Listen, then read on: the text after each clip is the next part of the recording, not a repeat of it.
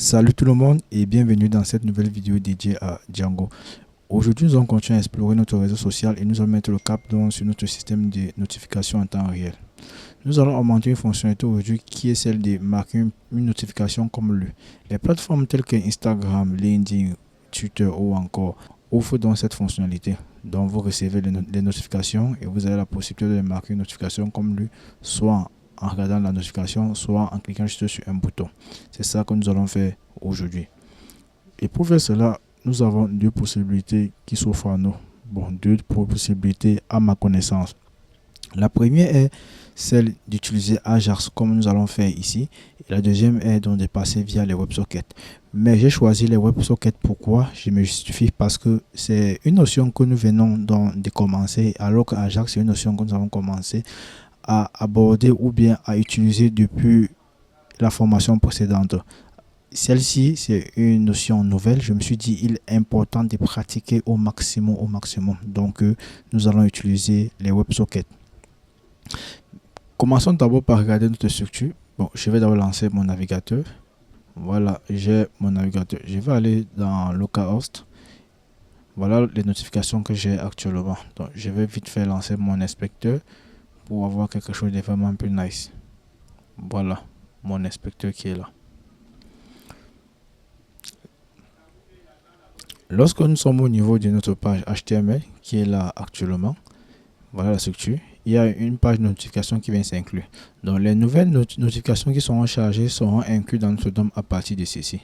Donc nous aurons deux éléments à travailler avec au même moment. Si une modification est faite ici, elle sera également faite dans cette page-ci là. Donc j'espère que c'est plutôt clair pour vous, et si c'est vraiment clair pour vous, je pense que nous pouvons commencer à travailler. La première chose, c'est de faire quoi? Je veux toujours commencer par configurer mon serveur pour qu'il réponde à ce que je veux. Ok, donc si je ferme déjà celui-ci qui ne va pas nous servir, je viens là au niveau des consommateurs. Ici nous avons quoi? Lorsque un élément ou un événement est pushé depuis notre serveur, notre client, autant pour moi, donc si quelque chose est envoyé depuis notre client, voilà la méthode qui doit la recevoir, la méthode receive. Donc qu'est-ce que je vais recevoir déjà ici? Donc je vais travailler en vous disant ce qu'on va recevoir. C'est un peu comme une surprise. Je vais dire texte data JSON. Voilà. Qu'est-ce que ça va recevoir? Je vais mettre ça comme un truc comme notification. Je mets rate. Voilà, c'est plus mieux ici. Dans un premier temps, je mets la mot passe. Je dois récupérer quoi? Je dois récupérer l'ID de la notification. Puisque si je veux marquer cette notification comme lui, je suis dans l'obligation de récupérer son ID et l'envoyer depuis le client au serveur. C'est ce que je dois faire. Une fois récupéré l'ID, qu'est-ce que je dois faire? Je dois faire certains traitements. Ok. Quels sont les traitements que je vais faire? Donc, je vais d'abord définir une méthode ici qui va permettre d'accéder à ma base de données. Qui sera une méthode synchrone.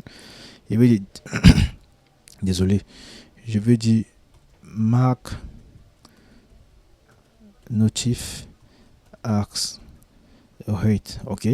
Je préfère écrire ça pour que ce soit plus clair pour éviter les commentaires. Je mets donc le premier paramètre qui est self et le deuxième paramètre qui est notif ID, puisque je dois avoir la notification, donc l'ID de la notification.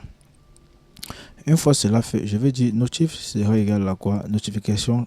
Ok, c'est génial.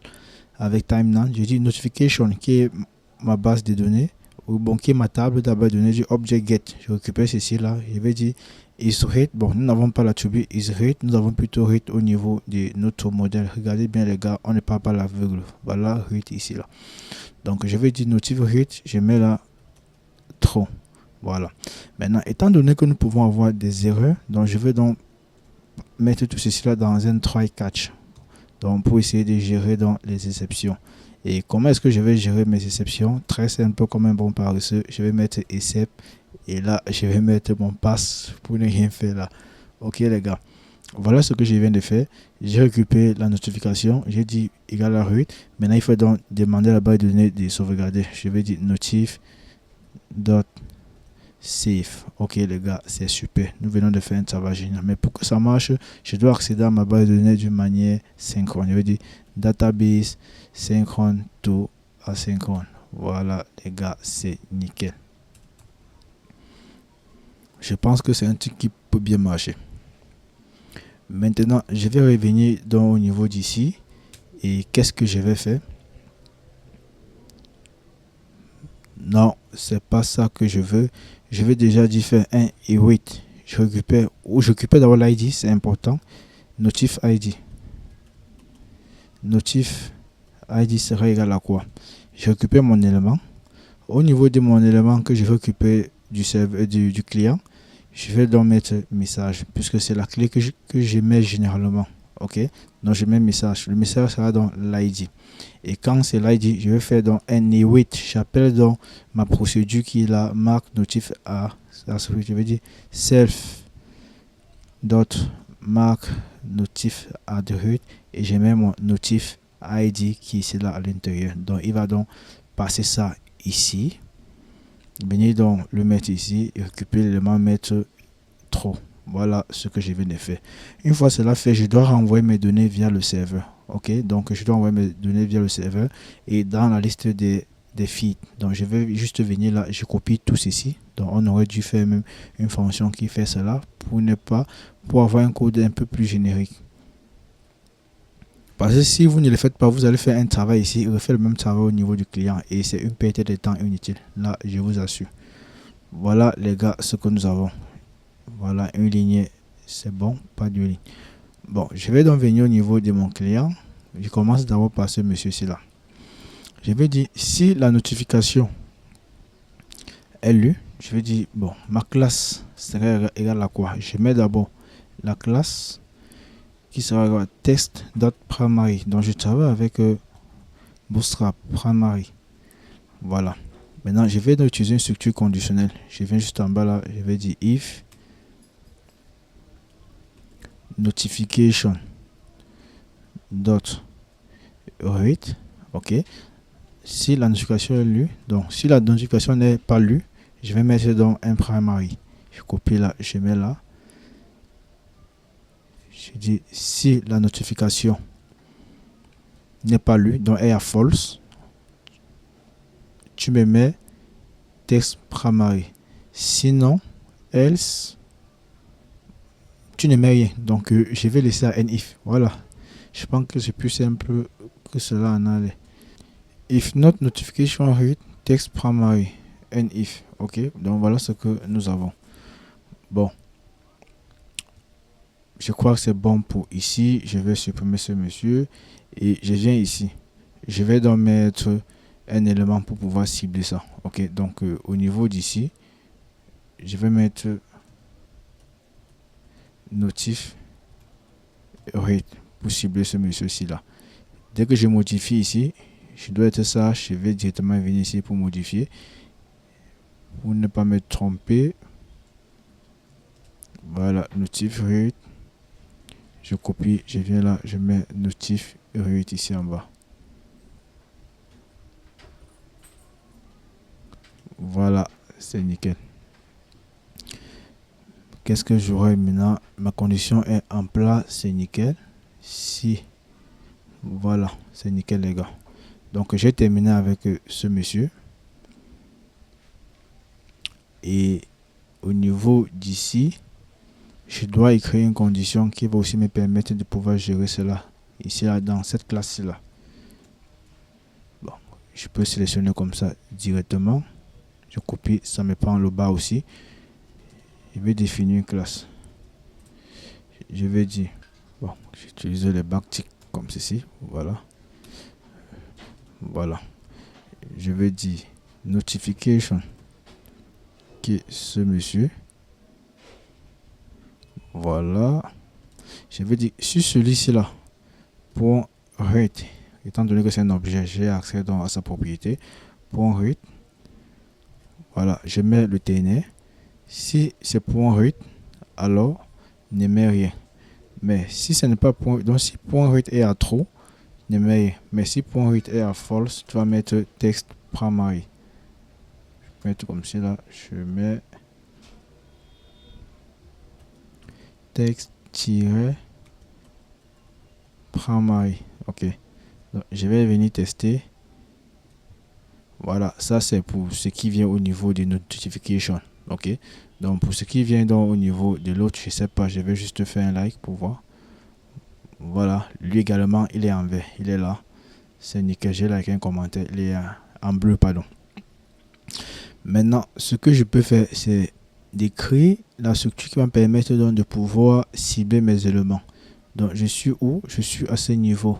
C'est nickel. Bon, je vais venir écrire en haut et copier, mettre en bas. Donc, je dois récupérer tout ceci, puisqu'il faut que je clique sur une notification ainsi pour récupérer donc son ID. Et j'ai oublié ici, directement, dans ce monsieur-là, je dois ajouter un attribut qui va s'appeler Data ID. ID qui sert égal à quoi? Notification. Est-ce que l'autographe est bon? Oui, notification dot ID. C'est nickel. Voilà. Et j'ai fait la même chose au niveau d'ici. Copier comme ça. Ou je copie plutôt ici. Voilà. Je vais dire data ID. Étant donné que nous sommes dans le JavaScript, donc nous allons mettre ça comme ceci là. Ok, donc on dit notification dot ID. C'est bon. J'espère que c'est la même chose pour celui-ci ici en haut.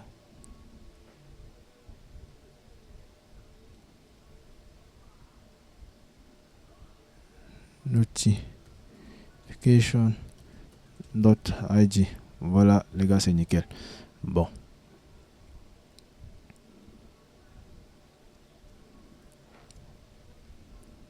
Voilà. Je vais écrire une fonction qui va s'appeler, je connais pas encore le nom. Je peux appeler mark. Bon, nous sommes en JavaScript. Notif as read. Qui prend comme paramètre rien. Qu'est-ce qu'il fait? Document query selector all. Je récupère toutes les notifications dont la classe est read.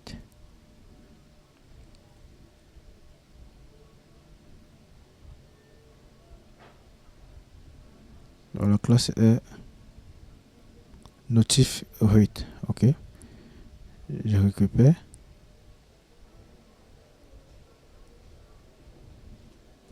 Là, je vais faire un for each pour boucler sur l'ensemble des éléments.